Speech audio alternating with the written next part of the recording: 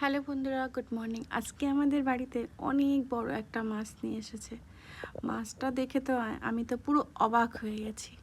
তো আপনারা দেখুন, এই মাথাটাই হচ্ছে 2-3 কিলো হয়ে যাবে, মানে মাথাটা এত বড়। আই থিঙ্ক 4.5 কিলো 5 কিলো ওজনের মাছটা। ক্যামেরাতে অতটা বোঝা যাচ্ছে না কত বড় মাছ, বাট মাছটা আপনারা দেখে বলবেন এটার মাছটার নামটা কী। কিন্তু মাছটা সত্যি এত খেতে স্বাদ। এর আগেও আমি খেয়েছি, বাট বড় মাছটা ধরে নিয়ে এসেছে ফিশ ফিঙ্গার এইসব করার জন্য। দাদা হাতে তুলে দেখাচ্ছে যে দেখ কত বড় মাছ। দাদা হাত দিয়ে উঁচু করতে পারছে না, মাথাটা কেটে নেওয়ার পরেও মানে এতটা লম্বা, দেখতে পাচ্ছেন তো। তো মাছটার নাম কি বন্ধুরা অবশ্যই আপনারা বলবেন।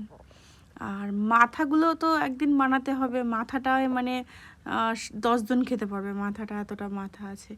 এবার মাছের পিসগুলো কি করে কাটা হবে সেটা আর কি আমি বুঝতে পারছি না। দাদাকে আমি আবার আইডিয়া দিলাম, দাদা এমনি এমনি করে কাটো।